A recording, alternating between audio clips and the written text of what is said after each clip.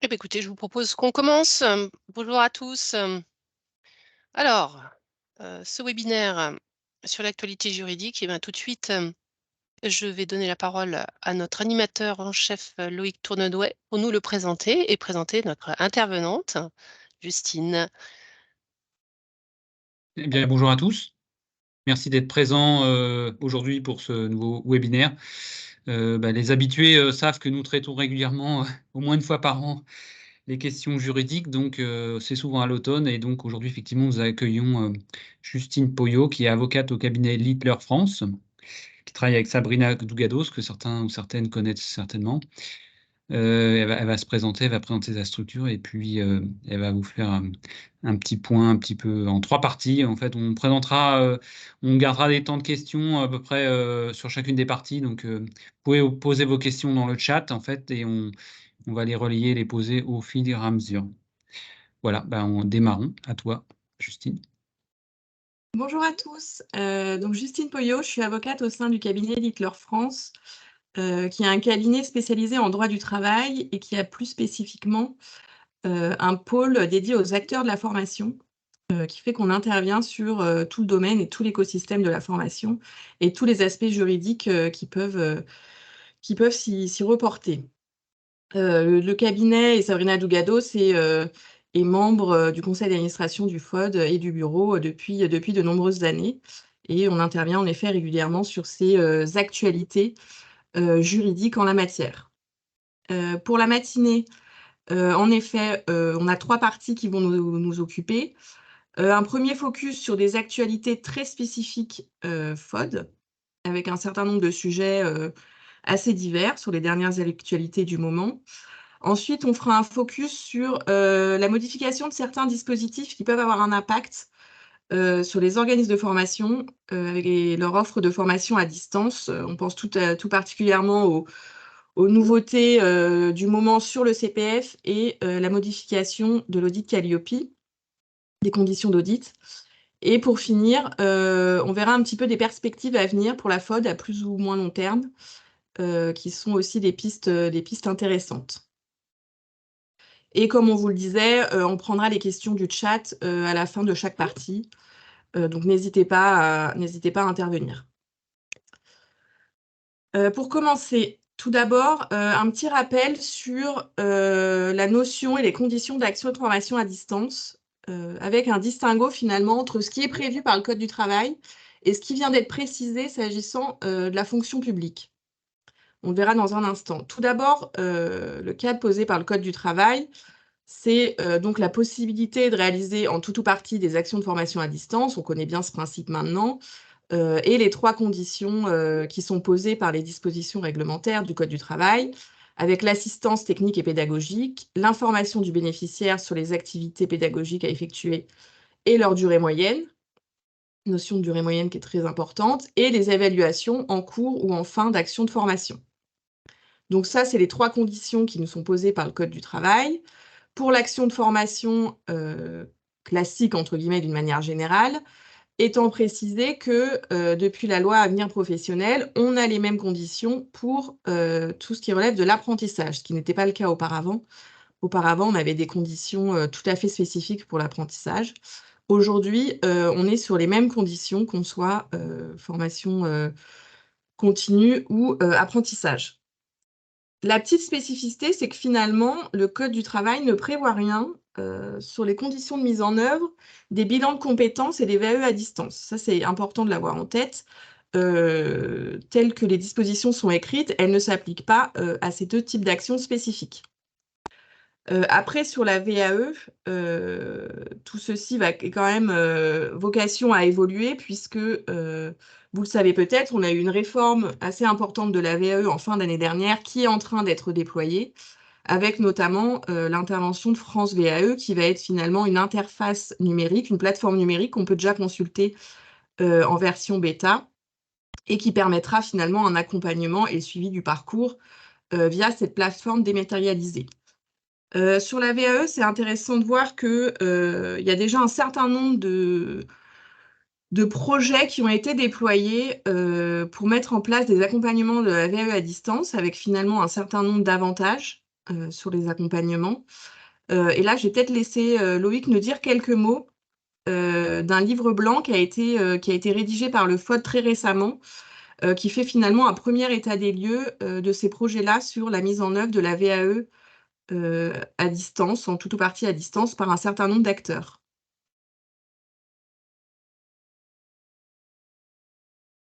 Oui, voilà, j'ai remis le micro. Donc ce livre blanc, il a été produit par une vingtaine de personnes qui ont travaillé sous la coordination de Marc Poncin de l'UPEC et de Élodie Vivona, qui est psychologue des transitions professionnelles à ressources humaines, AP ressources humaines. Donc en fait, il vous donne des retours d'expérience, des témoignages de différents OF, mais aussi ont contribué à ce livre blanc divers OPCO et des universités. Donc c'est de même que le Centre Info et notamment aussi l'État à travers betagouv.fr, Olivier Gérard qui a travaillé sur ce livre blanc. Donc c'est une synthèse assez intéressante des pratiques actuelles avec les enjeux qui se profilent avec la réforme. Voilà. Donc je vous invite à le consulter, à le télécharger et puis éventuellement à poser des questions aux deux pilotes de ce livre blanc si besoin. On va vous mettre le lien là, il est déjà là. Donc voilà. Alors, on a mis le lien et pour dire un dernier mot sur ce livre blanc sur la VAE distance, on a vraiment, ce qui est intéressant, c'est de voir, on a vraiment fait un panorama des différentes expérimentations qui avaient été menées et dans différents cadres, hein, que ce soit au niveau de l'université, au niveau de l'éducation nationale, au niveau des organismes de formation publics ou privés. Et donc, ça peut vous donner déjà des pistes parce qu'on a mis des recommandations dessus pour construire des parcours de VAE qui intègrent du distanciel. Qu'est-ce qu'on met à distance, avec quel type d'outils et à quel stade du parcours. Donc, comme vous le savez, toutes nos publications sont téléchargeables gracieusement sur le site du FOD et on vous a mis le lien dans le chat. Voilà, c'était simplement une petite parenthèse. Merci. Donc, pour en revenir sur ces conditions et la définition de la formation à distance, c'est intéressant de mettre en parallèle ces principes posés par le Code du travail par de tout nouveaux principes qui viennent d'être posés par un arrêté s'agissant des 3 fonctions publiques. Puisque finalement, les agents publics de l'État ne relèvent pas du Code du travail, mais ont tout de même un droit à la formation tout au long de la vie des agents, tout au long de la vie des carrières. Et pour être tout à fait précis, les règles peuvent être assez différentes dans les 3 fonctions publiques. Donc les 3 fonctions publiques, c'est fonction publique territoriale, fonction publique d'État et fonction publique hospitalière, qui répondent à des règles différentes suivant le corps auquel l'agent appartient. Mais on a un arrêté qui, de manière commune à ces 3 fonctions publiques, nous précise la notion d'action de formation. Donc, s'agissant de la définition, elle est prévue par des décrets dans les 3 fonctions publiques selon les mêmes termes que le Code du travail, mais sur les modalités et notamment le distanciel, on peut voir qu'on a une définition qui est un petit peu particulière. Donc, on nous dit que les actions de formation peuvent être organisées en tout ou partie selon des modalités différentes. Donc, on a 3 modalités qui sont visées, le présentiel, le distanciel et la formation en situation de travail. Et la formation à distance, qui nous intéresse un peu plus aujourd'hui, on nous dit que l'agent se forme depuis un poste informatique, intégrant le cas échéant des échanges en ligne avec une communauté d'apprenants. Donc finalement, cette définition par le fait que l'agent se forme depuis un poste informatique, elle apparaît quand même un petit peu restrictive finalement par rapport à tout ce que le distanciel et notamment l'asynchrone peut être mise en place. Donc ça, c'est le premier point intéressant. Et ensuite, on a une définition qui est un petit peu ténue de l'action de formation hybride et l'action de formation multimodale, où finalement, on a une distinction entre les modalités pédagogiques et les modalités de formation. Mais c'est intéressant de voir que ces termes-là sont définis par l'arrêté. Hein, là, c'est les termes de l'arrêté qui sont repris. Et s'agissant de la mise en œuvre d'une action de formation à distance, on retrouve la condition d'une assistance technique et pédagogique appropriée pour accompagner l'agent dans le déroulement de son parcours. Donc finalement, on voit que si on a une définition de la formation à distance qui est un peu restrictive, on retrouve finalement cette notion d'assistance technique et pédagogique également pour le cas où l'organisme de formation proposerait des actions à destination d'agents publics de la fonction publique, quelle qu'elle soit.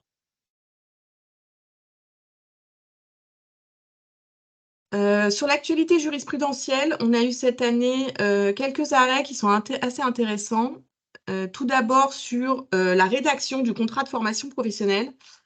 On a des jurisprudences qui sont un petit peu strictes et qui, du coup, sont importantes à avoir à l'esprit sur finalement la rédaction de ce contrat et la précision de son contenu. On a eu 2 décisions sur l'intitulé de la formation, où finalement les juges ont considéré que cet intitulé n'était pas assez précis pour permettre aux stagiaires qui s'inscrivent d'avoir vraiment connaissance du contenu et de la nature. On a notamment le premier arrêt de la Cour de cassation notait aussi que la nature de la formation pouvait pas être elle n'était pas assez clairement précisée dans le contrat, et que finalement l'intitulé de la formation doit pas être un intitulé générique qui finalement pourrait se transposer à tout type de formation qui porterait sur la même thématique. Donc ça, c'est des éléments importants, puisque la sanction dans ce cas-là, c'est la nullité du contrat. Là, on était dans des cas où l'organisme de formation réclamait aux stagiaires le paiement des coûts de formation, puisque le contrat de formation professionnelle, pour rappel, c'est bien le contrat qui est conclu avec une personne qui s'inscrit à titre individuel à une formation et qui paye sur ses deniers propres. Donc, on a une protection bien plus forte avec des dispositions spécifiques dans le Code du travail et un certain nombre de mentions à préciser dans ce cadre-là. Et du coup, on voit que les juges, là, sont quand même très attentifs pour voir si le contenu du contrat permet bien concrètement au stagiaire qui agit là un peu comme un consommateur de savoir ce qu'il achète. Et on a une décision également sur le programme de formation, puisque finalement, les dispositions relatives au contrat de formation professionnelle n'ont pas été modifiées lors de la loi Avenir professionnel, et on a toujours la notion de programme de formation.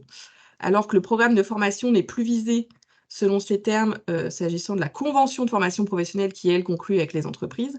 Dans le contrat de formation, on doit toujours préciser le descriptif de la formation et son programme. Et là, dans cet arrêt, la question portait sur donc le programme était fixé en annexe, ça c'est pas une difficulté, mais finalement on avait des intitulés de modules qui n'étaient pas du tout détaillés, qui présentaient notamment un certain nombre d'acronymes et d'abréviations qui n'étaient pas explicités.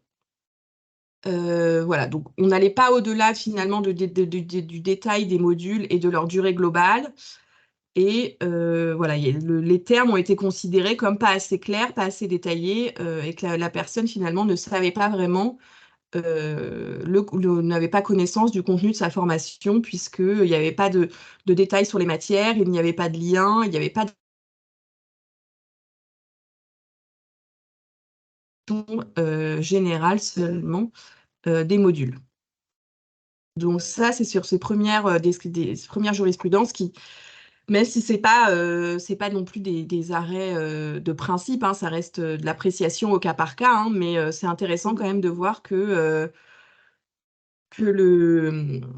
les juges sont quand même vigilants sur cette rédaction et que il est important d'être très précis à la fois sur l'intitulé de la formation, le descriptif de sa nature et les contenus. Petite question là, du Oui. coup, qu'on peut peut-être poser à la volée là. Oui. Est-ce que du coup, ce contrat, il va jusqu'à définir les modalités pour chacune des séances et tout ça? Parce qu'en fait, il y a une personne qui nous demande si finalement certaines parties sont à distance avec un cours en Zoom qui peut être visualisé, qui est fait en synchrone, mais qui peut être visualisé et rattrapé en replay. Est-ce que finalement c'est de la FOAD? Est-ce que ça va être précisé dans le contrat ou pas? Ah oui, parce que là, finalement, on retombe sur un peu nos conditions réglementaires de la formation à distance, où les activités à réaliser à distance doivent être clairement indiquées avec leur durée moyenne. Donc oui, on doit décomposer dans chaque module la nature de chaque séquence.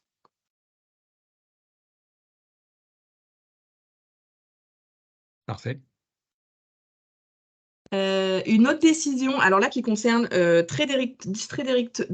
directement la formation à distance, c'est un cas d'un organisme de formation donc, qui proposait des formations dans le cadre du CPF, qui a été déréférencé par la Caisse des dépôts et consignations. Puisque vous devez le savoir, la Caisse des dépôts et consignations effectue des procédures de contrôle vis-à-vis des organismes de formation qui sont présents sur la plateforme, ce qui aboutit dans un certain nombre de cas à des décisions de déréférencement qui font que l'organisme de formation ne peut plus proposer ses formations sur le CPF. Et là, dans cette jurisprudence-là, l'organisme de formation, enfin, la Caisse des dépôts demandait également à l'organisme de formation de rembourser les sommes correspondantes aux formations qui avaient été contrôlées, qui étaient considérées comme non éligibles. Il était question de 261 formations. Et dans cette affaire-là, la Caisse des dépôts avait reproché à l'organisme de formation deux griefs finalement qui justifiaient son déréférencement. C'était tout d'abord de ne pas avoir justifié les titres et qualités des formateurs et de ne pas justifier d'un accompagnement individualisé des stagiaires. Donc c'est l'organisme de formation qui a contesté cette décision devant le tribunal administratif et qui en a obtenu l'annulation. Le juge ayant retenu donc sur le premier point sur la justification des titres et des stagiaires et le fait qu'ils étaient qualifiés et formés pour pouvoir être compétents sur les formations. Le juge a retenu d'une part que l'organisme de formation étant certifié Calliope, cela impliquait qu'il satisfaisait aux critères de qualification et de développement des personnels, et d'autre part que les CV avaient été transmis pendant la procédure contentieuse et pas pendant la procédure avec la Caisse des dépôts, ce qui permettait bien de justifier les titres et qualités des formateurs. Sur le deuxième point, qui est quand même peut-être le plus intéressant, puisque l'accompagnement individuel des stagiaires, c'est un élément très fort de la formation à distance, et on voit dans l'ensemble de ces contrôles que la Caisse des dépôts est très attentive à ce point-là. Et là, c'est intéressant de voir, là encore, il faut garder à l'esprit que ce sont des décisions d'espèce et que chaque solution dépend du cas par cas et de l'appréciation des juges qui est fait des éléments produits.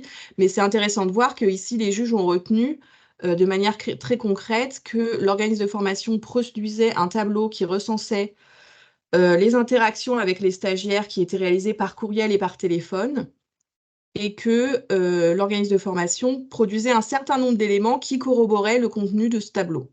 Donc parmi les éléments, on avait des rapports détaillés du suivi de la formation par les stagiaires, les parcours de formation qui étaient retracés, le parcours intranet qui était retracé, des rapports détaillés, des portails de plateforme, des captures d'écran de la plateforme qui était utilisée par l'organisme certificateur, ont été considérés par le juge comme des éléments permettant de démontrer qu'il y avait bien un accompagnement individuel des stagiaires qui était formé intégralement à distance.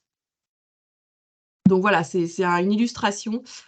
On a très peu finalement de décisions au fond, puisque les déréférencements ont été d'abord contestés en référé et peu ont abouti. Et là, c'est une belle illustration sur la formation à distance et cette exigence de l'accompagnement individualisé des stagiaires. Voilà pour l'actualité jurisprudentielle. Une autre actualité, notamment au niveau du FOD et des financeurs de la formation en lien avec les organismes de formation, c'est la publication et la signature toute récente au mois de septembre d'une charte des formations multimodales. Et là, je laisse peut-être Aurélia nous préciser. Oui. Alors, si tu veux bien passer à la slide suivante. Ça, on va la présenter, cette charte. Donc, la charte des formations multimodales, c'est un travail qui a été mené par le FOD, hein, de longue haleine, suite à un certain nombre de constats sur les freins aux formations multimodales, sur notamment la prise en charge des rémunérations des stagiaires quand ils sont en asynchrone et à distance. Donc, on avait été alerté par un certain nombre de nos adhérents sur ces difficultés de prise en charge par les financeurs et qu'on a donc souhaité viser, harmoniser les différents éléments administratifs pour que ce frein soit levé. Donc, nous avons réuni un groupe de travail FOD, comme on fait habituellement, avec beaucoup de financeurs, et pour travailler sur les points de difficulté, les points de blocage identifiés et faire des préconisations et des recommandations qui sont du coup publiées dans cette charte.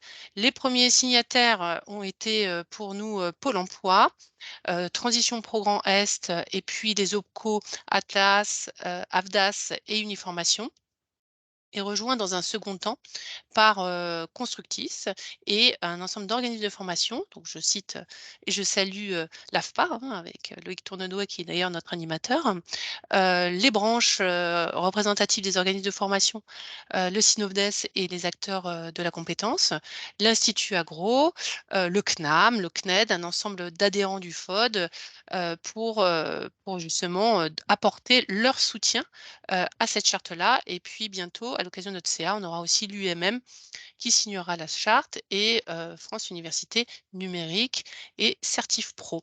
Voilà, je vais peut-être laisser la parole à Loïc pour, s'il veut aussi peut-être préciser quels étaient les d'autres points sur cette charte-là, les détails un peu plus techniques. Ah oui, merci. Donc, ce qu'on peut dire, c'est que finalement, cette charte, elle repose sur 3 principes fondamentaux. Le premier, c'est qu'il consiste à généraliser l'usage du certificat de réalisation, qui va attester le bon déroulement de la formation. Donc après, ça veut dire qu'en termes de mise en œuvre, dans les différents organismes de formation, effectivement, ça va dresser vos systèmes d'information, ce que vous allez mettre dedans, ce que vous allez tracer, mais aussi la façon dont vous allez restituer les informations et avec quel niveau de détail, finalement. Si vous pouvez faire des extractions ou pas, pour, finalement faire un reporting, comment dire, qui va permettre de répondre, aux questions de vos clients ou aux éventuels audits. Le deuxième principe, général de cette charte, c'est d'installer une durée de formation contractuelle à partir du protocole individualisé de formation. Donc effectivement, ce protocole, cette durée de formation contractuelle, on en a déjà parlé là tout à l'heure, là, effectivement, c'est un élément important. Donc effectivement, et il peut se matérialiser de différentes façons dans les organismes de formation. Donc effectivement, notamment dans certains organismes de formation, cette durée contractuelle, elle peut être adaptée ou ajustée en fonction de où part, où commence la personne. Et puis il y a un troisième principe général qui est porté par cette charte, c'est le principe de l'assiduité du stagiaire. C'est-à-dire que intégrer le principe d'assiduité du stagiaire dans la réglementation de l'organisme de formation. Donc ça veut dire qu'en fait, notamment, ça doit être intégré dans le règlement intérieur, mais aussi, on doit garantir finalement l'auditabilité de cette assiduité, c'est-à-dire, là encore, garder des traces et puis, être capable de sortir, par exemple, des plateformes de style LMS, en fait, les différents éléments qui pourraient être demandés en cas d'audit. Voilà pour ces 3 principes. Merci Loïc pour ces précisions. Donc, on a fait défiler un peu plus le PPT puisque c'était arrêté en cours de route. Oui, Justine, tu reprends la main? D'accord. Donc pour finir sur, redites-moi s'il y a un problème de passage de slide. J'ai l'impression que Oui. je sais pas, il y a des personnes qui ont l'air de pas avoir la slide correspondante. Donc, je Pour suis passée à la slide suivante. Donc, on est à l'ouverture au distanciel de formation réglementaire. Ouais, très bien. Donc pour finir sur les actualités qui concernent très directement la formation à distance, une petite tendance qu'on a constatée sur une ouverture finalement de certaines formations réglementaires qui sont donc des formations obligatoires pour certaines professions qui jusqu'à présent ne pouvaient pas être organisées à distance. Donc c'est des formations réglementaires qui sont très encadrés par les textes, avec un certain nombre d'obligations. Et ces textes-là, soit de manière implicite, soit de manière explicite, excluaient que ces formations soient organisées à distance. Et là, on a constaté, donc ça, c'est des mesures très spécifiques à certains secteurs, puisqu'on parle là de la formation à l'hygiène alimentaire pour la restauration commerciale, qui peut désormais être expressément être réalisée à distance, puisqu'on avait une disposition qui nous disait que seule une formation en présentiel était autorisée. Ça, c'est une première illustration. Et on a une seconde illustration dans des activités de sécurité privée, qui permettent aussi désormais, des textes qui ont été modifiés très récemment pour permettre des formations à distance. Donc voilà, c'est un petit piqûre petit point d'intention pour se dire que il y a aussi du mouvement au niveau de ces formations réglementaires et que les règles peuvent être un peu plus ouvertes désormais. Voilà, ça c'était pour conclure sur cette première partie. On va peut-être prendre des premières questions sur ce volet-là. Alors, il y en avait une que j'avais laissée de côté pendant un petit temps. Là, ça concernait les agents finalement des fonctions publiques. Je cherche la question. Alors, il y a eu tellement de réactions dans le... Voilà. Qu'en est-il des heures à restituer à un agent public qui suit une formation à distance? Effectivement, par exemple, les questions de est-ce que si je suis agent de la fonction publique, je suis la formation à distance sur mon temps de travail ou pas? Est-ce qu'il y a des récup? Voilà, je pense que c'est ça le fond de la question. D'accord. Ah bah alors là, c'est des règles spécifiques en fonction des dispositifs et de ce qui est prévu au moment du départ en formation. Donc, on ne peut pas forcément faire une réponse générale sur ce sujet-là. Ça va quand même dépendre du cadre de départ en formation à chaque fois. Il n'y a pas d'autres questions pour l'instant. Il n'y a pas d'autres questions sur cette première partie. Bon, on pourra y revenir en toute fin. Ah, si, une qui vient d'arriver. Alors, Aurélie. En ce qui concerne la preuve de présence, les émargements en synchrone sont-ils suffisants ou doit-on fournir également des rapports de connexion pour prouver que la formation a bien eu lieu et a été suivie? Bah, sur la preuve du suivi des formations, c'est toujours pareil, c'est un peu un faisceau de preuves. Donc, plusieurs éléments qui, comme dans la jurisprudence que j'évoquais, permettent de se recouper. C'est toujours mieux. Donc, les relevés de connexion asynchrone, les rapports de connexion, mais aussi les travaux réalisés, les interactions, les échanges. Tous ces éléments-là doivent être retracés et conservés au possible.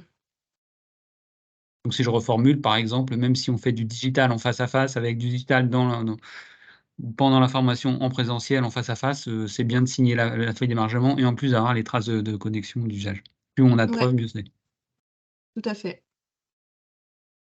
Petit point sur les relevés de connexion quand même.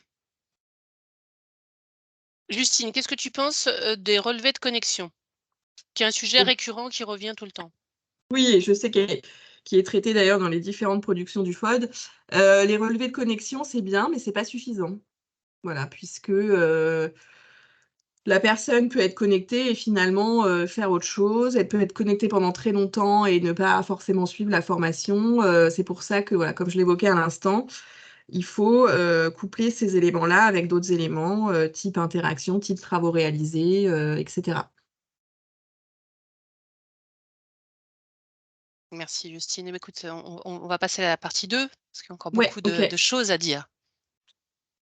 Donc sur cette seconde partie, la modification des dispositifs et notamment du CPF, avec quelques mesures phares quand même qui sont en train d'être mises en œuvre en ce moment même.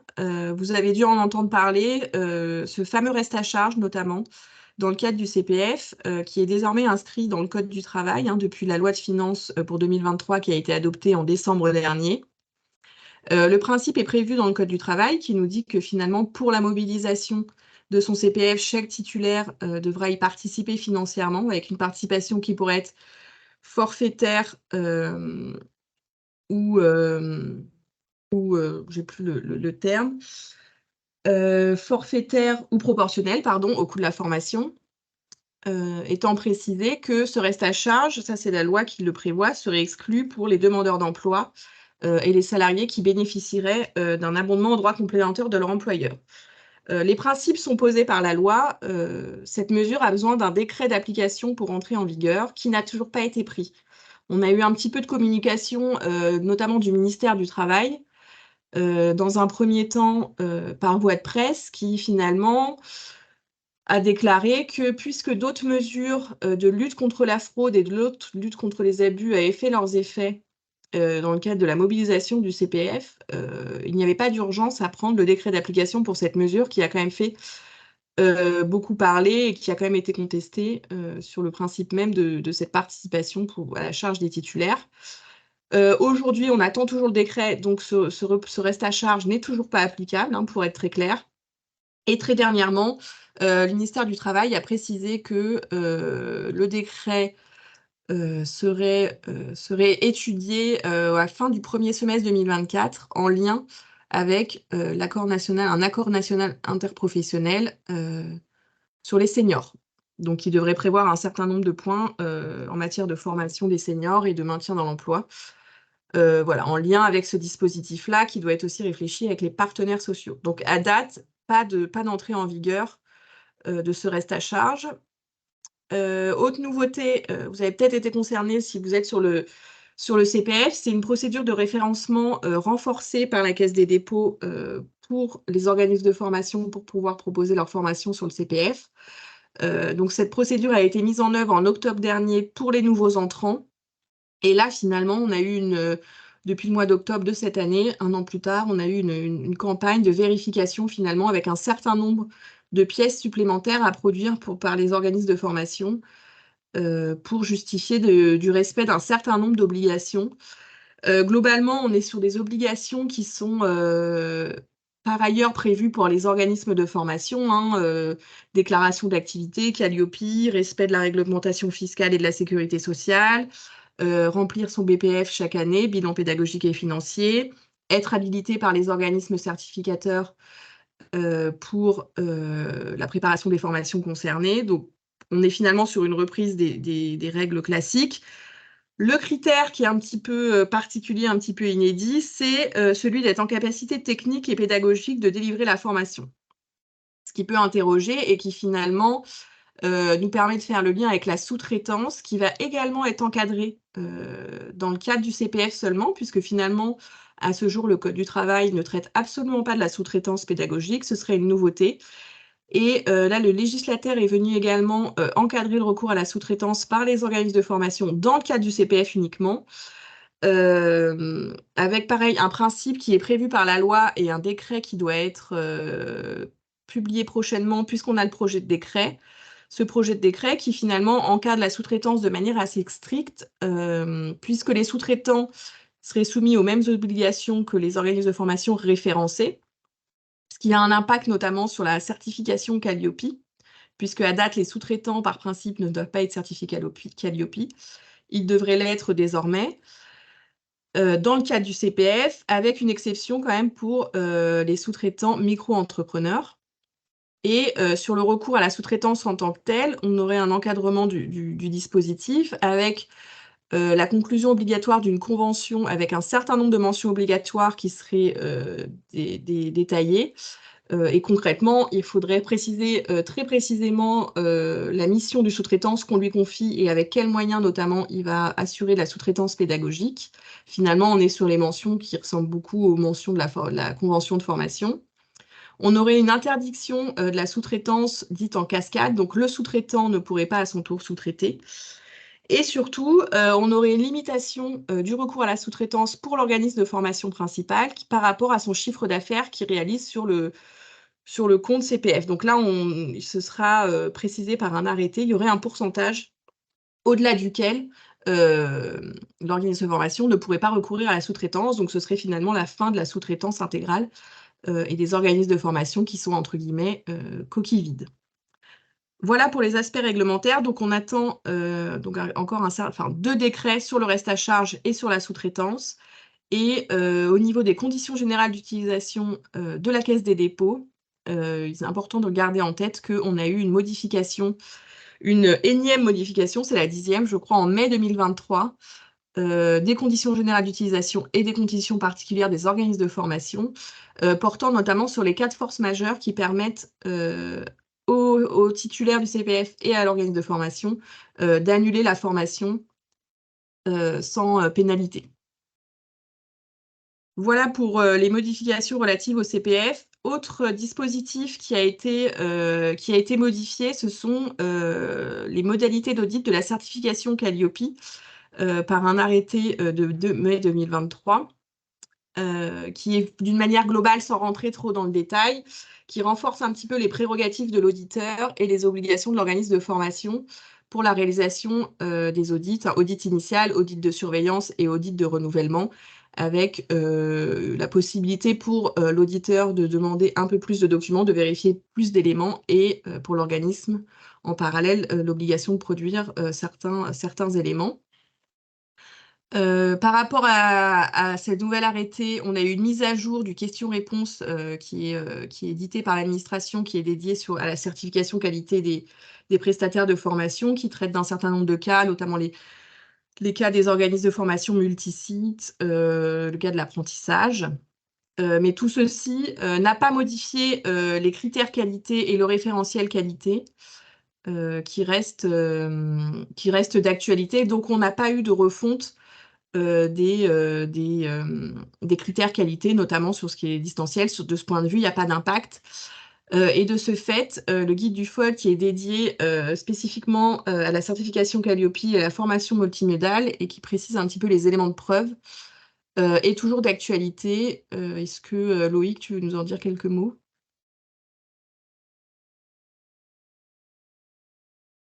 Je ne connais pas très en détail, mais je sais que Michel Beaujard a beaucoup travaillé aussi avec un collectif autour de lui. En fait, c'est quelque part l'ensemble des critères Calliope qui ont été examinés un à un pour voir finalement lesquels étaient plus ou moins pertinents au regard de la formation à distance, et qu'est-ce qu'on pouvait peut-être mettre en place comme élément de preuve pour garantir que tel critère est respecté ou pas. Enfin, peut-être que je ne sais pas si c'est Oui, c'est précis ça. assez.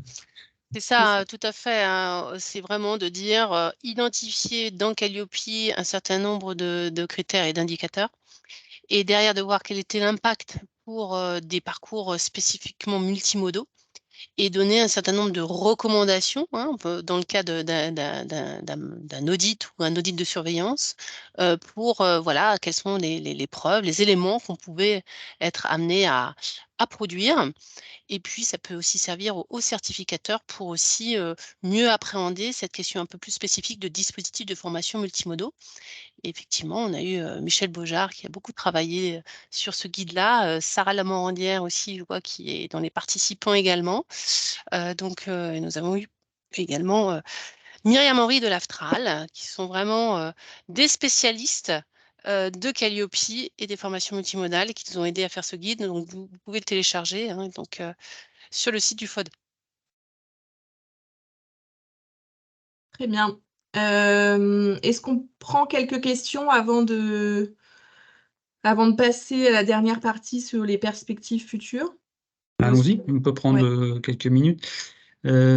Concernant la sous-traitance simple ou en cascade que tu as évoquée, est-ce que du coup ça concerne vraiment que ce qui est effectué dans le cadre du CPF, ou plus largement d'autres types de prestations de formation?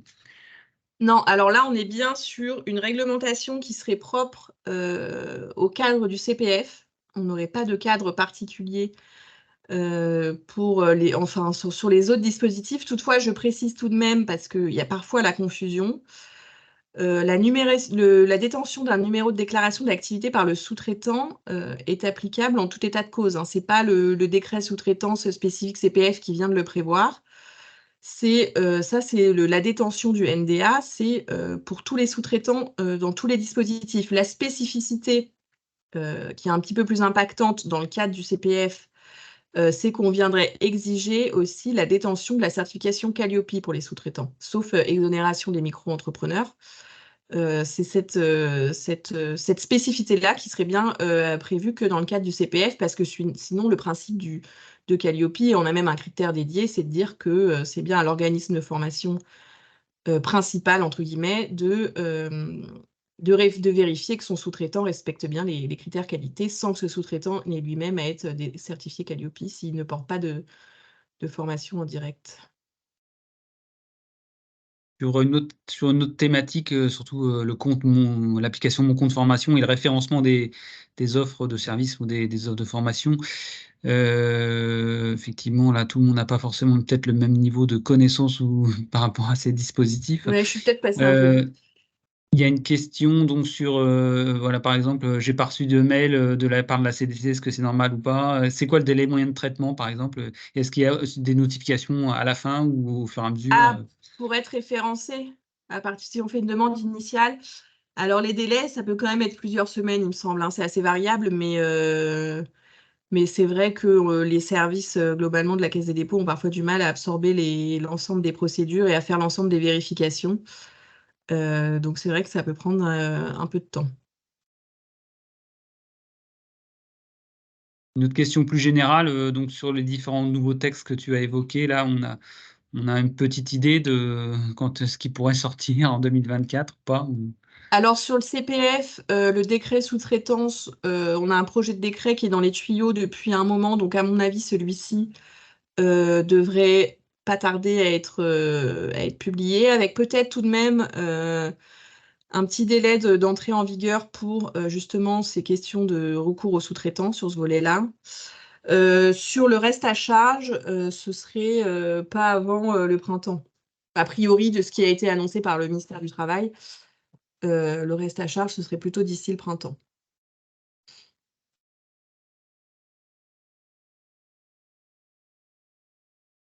Un petit point de détail, tu as parlé de micro-entrepreneurs aussi. Oui, qui serait du coup exonéré de la certification Qualiopi. Clairement, c'est les formateurs individuels qui sont personnes physiques et qui, de manière très spécifique, relèvent du régime qui est dit micro-social et dont le chiffre d'affaires annuel ne dépasserait pas un certain seuil qui est pour cette année fixé à 77 700 €, pour être tout à fait précis. Merci. Je te propose de passer à la troisième partie. Très bien. Sur les perspectives à venir, d'une manière générale, à plus ou moins long terme, sur la FOD, d'une manière générale, on a tout d'abord toute récente actualité, qui est un amendement qui vient d'être adopté dans le cadre du projet de loi de finances, qui prévoirait finalement une réduction du niveau de prise en charge, donc les NPEC, qui sont ces versements annuels qui sont versés au CFA ou aux organismes de formation pour les contrats de professionnalisation pour la prise en charge de la formation, et qui prévoirait finalement une limitation de ce niveau de prise en charge qui est défini au niveau des branches, pour rappel, dès lors que la formation est effectuée intégralement à distance, avec finalement une minoration par un mécanisme de pourcentage qui serait décrété du niveau de prise en charge habituel qui devrait normalement s'appliquer. Donc on est sur un amendement qui a été adopté dans le cadre de la loi de finances, mais il y a quand même eu plusieurs communications qui iraient dans le sens de dire que cet amendement ne serait finalement pas retenu. Donc prudence sur cette mesure qui est quand même très structurante, très particulière. Et là, je vais peut-être laisser Aurélia rebondir sur ce sujet-là et sur Oui. Ouais. Tout à fait. Donc, je te remercie effectivement de mettre tout ça au conditionnel parce que c'est un abonnement qui, on l'espère, ne sera pas retenu. Voilà, puisque de dire que puisque on est dans le cadre de formation à distance, les niveaux de prise en charge devraient être moins importants car ces formations coûtent moins cher en termes d'investissement ou de fonctionnement, c'est méconnaître en fait beaucoup les structures de coûts des formations à distance. Donc, le FOD a travaillé depuis des années, travaille toujours sur ces structures de coûts de la formation à distance. Donc, il y a des coûts d'investissement qui sont élevés. Et puis, il y a tout un temps homme et souvent des temps aussi cachés pour construire ces dispositifs et ces parcours de formation. Et puis dans les coûts de fonctionnement, vous savez que la loi oblige à une assistance pédagogique et technique, et puis d'avoir un suivi, un accompagnement, puisqu'on fait de l'auto-formation à distance accompagnée. Donc cet accompagnement, c'est du tutorat, c'est du temps homme. Donc on voit bien qu'en fait, la structure des coûts n'est pas la même entre des formations présentielles et des formations à distance, mais il n'en reste pas moins que c'est une idée reçue qu'on bat en brèche depuis des années, de dire que ce sont des dispositifs qui coûtent moins cher et qui d'ailleurs également ont un niveau de qualité moindre. Pas du tout. Justement, la qualité de la formation à distance, c'est pouvoir individualiser des parcours de formation et de mettre du coup des moyens, donc aider personnes et de l'accompagnement pour éviter les décrochages et voilà, que l'apprenant continue son parcours jusqu'à la fin sans décrochage. Ce qui veut dire que par rapport justement à cet amendement, le FOD se permettra de préparer une réponse pour rappeler les différents éléments dont je viens de vous parler et on fera, je pense un communiqué de presse, sur ce sujet, hein, pour, vraiment remettre les choses, telles qu'elles sont et l'église, au cœur de la place, de son village en disant que le multimodal, c'est des coûts de formation et les coûts de formation sont également élevés, donc on ne peut pas faire un lien et proposer une baisse de niveau de prise en charge. Voilà pour la réponse. Très bien, merci. Donc, affaire à suivre. Pour finir sur des perspectives un peu plus lointaines, ça dépend lesquelles, des petits points d'actualité et de vigilance. Tout d'abord, dans le cadre quand même de la réforme de Pôle emploi et de son remplacement par France Travail, il faut noter que, s'agissant des demandeurs d'emploi, actuellement, il y a un marché qui est passé par Pôle emploi pour assurer la formation à distance des demandeurs d'emploi. L'idée avait été que France Travail reconduise après en 2024 un marché public similaire. Il y avait eu des débats, notamment avec les régions, hein, qui globalement ont critiqué ce projet de réforme en se disant qu'elles étaient un petit peu dépossédées de leurs prérogatives en la matière. Quoi qu'il en soit, aujourd'hui, le texte prévoit cette disposition-là qui dit qu'après un accord de la région, l'État peut organiser et financer avec France Travail des formations réalisées exclusivement à distance au bénéfice des personnes en recherche d'emploi. Donc là, c'est à date ce qui est prévu puisque, et ça avait été un objectif qui avait été réaffirmé lors de la présentation de la réforme, qui est de pouvoir toujours proposer des formations à distance pour les demandeurs d'emploi, pour des raisons d'accompagnement, mais aussi pour des raisons de personnes qui sont éloignées des lieux de formation pour des questions d'accessibilité. Donc là, il y aurait potentiellement un marché public qui serait... Le marché actuel court jusqu'à 2024. Donc en cours d'année 2024, potentiellement un nouveau marché. Sur un autre sujet, des directives un petit peu, des recommandations plus précisément de la Commission européenne, qui consisterait dans un programme un peu plus vaste en faveur de l'éducation numérique et de la transmission des compétences numériques, de mettre en œuvre un projet pilote de certificat européen des compétences numériques. Donc ce serait une version plutôt test, entre guillemets, qui permettrait à chacun d'obtenir une reconnaissance plus large de ses compétences numériques, que ce soit par les employeurs ou par les prestataires de formation. Donc c'est intéressant et ça fait un petit peu finalement écho au passeport de compétences qui est pareil en train d'être mis en place, hein, qui était prévu au niveau national depuis des lois formation qui ne sont même pas les dernières lois, c'était avant la loi Avenir professionnelle. Ce passeport de compétences qui est en cours de déploiement en lien avec le CPF et la Caisse des dépôts et consignations par ailleurs. Et enfin, pour finir, la question finalement de l'appréhension par le droit de l'intelligence artificielle qui intervient nécessairement dans les activités de formation, hein, aujourd'hui pour la création de contenu de formation, mais demain aussi, on pourrait envisager que les interlocuteurs, les corrections soient aussi réalisées par une intelligence artificielle. Le constat étant qu'aujourd'hui, le droit n'appréhende pas cette dimension-là, mais c'est un sujet plein d'avenir qui a notamment fait l'objet des rencontres du FOD qui se sont tenues au début du mois d'octobre. Et à cet égard, vous pouvez consulter un webinaire qui est ouvert à tous, un webinaire de restitution de ces rencontres où les éléments notamment juridiques, mais pas que, de l'impact finalement de l'intelligence artificielle dans les métiers de la formation ont été étudiés et exposés par divers intervenants. Loïc, vous pouvez peut-être nous en dire quelques mots. Peut-être, oui, merci.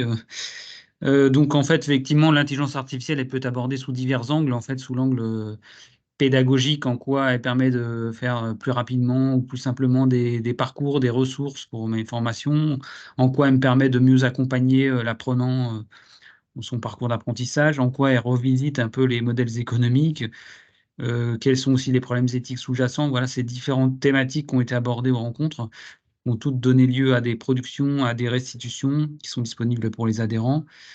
Il y a une restitution plus synthétique qui est sous forme de webinaire, tu l'as dit.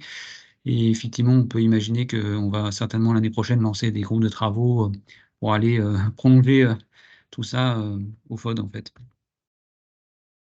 Voilà, peut-être du coup, on peut prendre donc quelques questions, d'autres questions qui sont arrivées au fil de l'eau, là.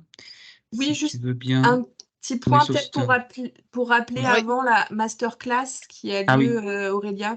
Oui, je pense que je vais dire de proposer à Alexis d'intervenir sur, puisqu'on est en train de bientôt terminer ce webinaire sur l'actualité juridique, de cette proposition du FOD à utiliser. Alexis, c'est à toi.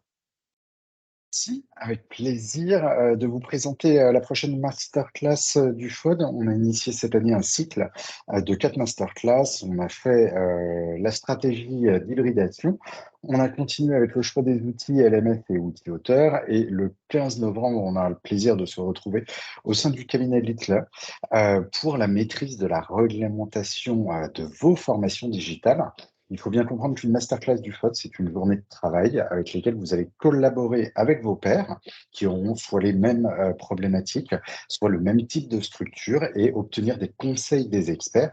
Et en l'occurrence, dans cette masterclass sur la réglementation, il y aura un rappel des règles juridiques, FOAD, AFEST, des exemples de types de pièces justificatives, des éléments de benchmark et vous repartirez avec des livrables pour avancer sur vos projets.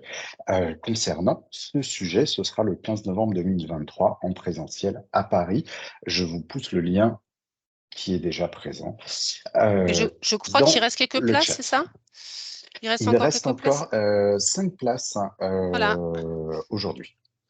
Donc n'hésitez pas, vous nous contactez, voilà, pour si ça vous intéresse, et on vous fait rentrer dans cet atelier de travail autour du juridique et des éléments de preuve d'une formation multimodale.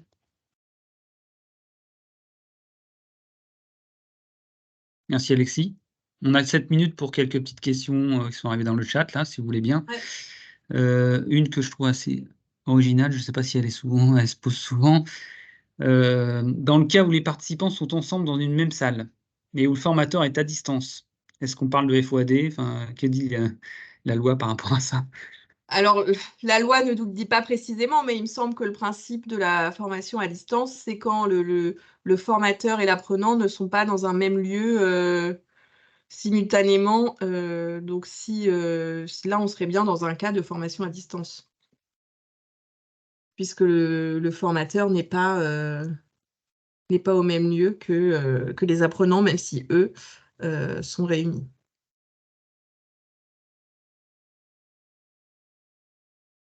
Bien. Je suis en train de regarder d'autres questions.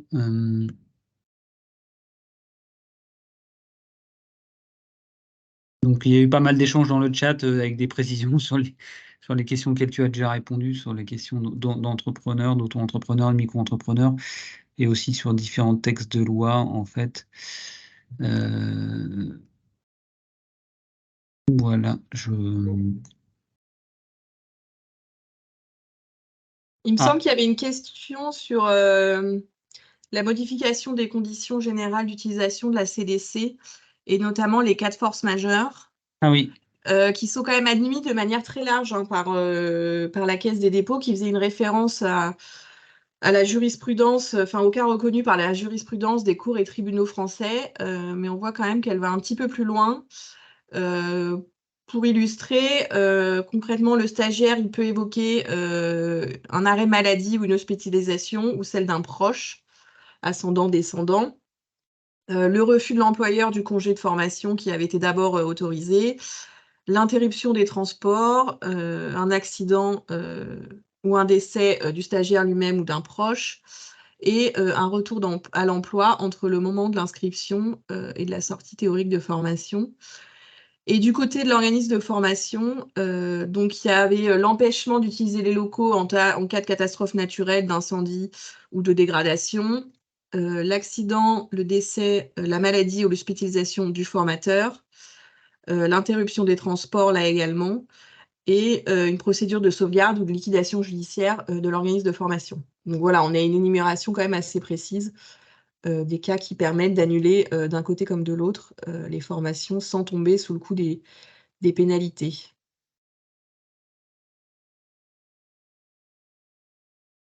merci. On a une autre question qui est vraiment plus générale, effectivement, qui est peut-être pas abordée que sous l'angle juridique, mais Effectivement, c'est difficile d'y répondre clairement, mais quel est le taux de décrochage des formations à distance? C'est une bonne question, ça. Je serais tenté de dire que ça dépend un peu des cas de figure. Enfin, on ne peut pas faire vraiment de... T'en penses quoi, toi, Justine? Alors, ouais, bah, moi, je serais bien en peine de donner un chiffre comme ça. Il faut quand même peut-être garder à l'esprit déjà que l'abandon, ça existe pour les formations à distance, mais aussi pour les formations en présentiel. Et je vais peut-être passer la parole à Aurélia, qui a peut-être une vision un peu plus... Alors, je ne vais pas donner un chiffre parce qu'on n'en a pas, hein, de toute façon, des chiffres, mais l'abandon, en fait, bon, c'est un peu aussi à l'organisme de formation de se poser la question pourquoi son public abandonne. C'est-à-dire que normalement, quand on fait de la formation à distance, hein, on fait déjà du positionnement, on essaye d'individualiser son parcours au mieux et on met en place de l'assistance pédagogique d'une manière assez conséquente. Donc, vraiment, c'est cibler les attentes du public, ses besoins. Typiquement proposer à quelqu'un un parcours à distance alors qu'il est en situation d'illectronisme où il n'a pas de matériel informatique, déjà, on part de très loin. Donc, il y a tout ce travail à faire en amont de bien s'assurer que l'apprenant en face est en mesure de suivre le parcours. Voilà. Donc, si ces prérogatives sont remplies, hein, ces conditions sont remplies, là, du coup, la question du décrochage, elle se posera beaucoup moins. Mais effectivement, si on adresse à un public de manière assez aveugle des dispositifs sans vérifier, contrôler la pertinence, la capacité de l'apprenant à les prendre en main et à les suivre, effectivement, on se retrouvera dans une situation un peu d'impasse. Voilà ce que je pouvais en dire. Et quelque part, ça renvoie aussi un peu à Calliope, qui a un certain nombre d'indicateurs là-dessus, sur comment je prends en compte la situation de chacun afin qu'il puisse suivre correctement la formation, comment je garantis que l'apprenant suivra correctement la formation. Tout à fait, Sarah de la Morandière. Oui. L'apprenant n'est pas seul, hein, en formation à distance. Il est en auto-formation accompagnée, donc, et avec des personnes pour l'encourager, avec des dispositifs engageants qui favorisent effectivement la poursuite de ses apprentissages à distance. Voilà ce qu'on pouvait en dire sur cette question en plus d'ordre, je dirais, pédagogique. Donc, nous arrivons à la fin. Peut-être un petit mot de la fin, Loïc? Oui, peut-être. Merci déjà d'avoir participé. On vous annonce déjà le prochain webinaire qui aura lieu le 7 décembre. Alors, exceptionnellement, ce sera l'après-midi, non pas le matin. A priori, à 15 ou 16 heures, on va vous préciser tout cela, parce qu'en fait, on fera intervenir plusieurs acteurs qui ont collaboré au sein d'un projet européen Erasmus, qui est très intéressant, qui est sur l'accessibilité numérique. Donc, c'est le Greta qui interviendra et qui fera intervenir certains de ses partenaires, notamment un partenaire canadien. C'est pour ça que nous vous proposerons ce webinaire l'après-midi. Et puis, voilà, juste vous rappeler peut-être que du coup, la question a déjà été posée plusieurs fois, mais tous les webinaires du FOD sont enregistrés et disponibles en replay sur le site du FOD et sur la chaîne YouTube du FOD. Et on vous invite aussi à nous suggérer des sujets si vous avez des attentes ou des besoins particuliers. Voilà, si vous souhaitez faire des propositions dans la programmation, voilà, on est ouvert à vos propositions. Merci à tous de votre participation, pour vos questions. Vous recevrez bientôt le replay. Il faudra simplement attendre un petit peu, être patient, fasse un petit montage. Et je voulais aussi remercier chaleureusement Justine, hein, pour cette présentation qui a permis à tous les participants, hein, de faire leur veille, de se mettre à jour sur leurs connaissances, sur des dossiers effectivement qui peuvent être assez évolutifs et souvent complexes. Merci beaucoup. Tout à fait. Merci à tous, au revoir. Merci.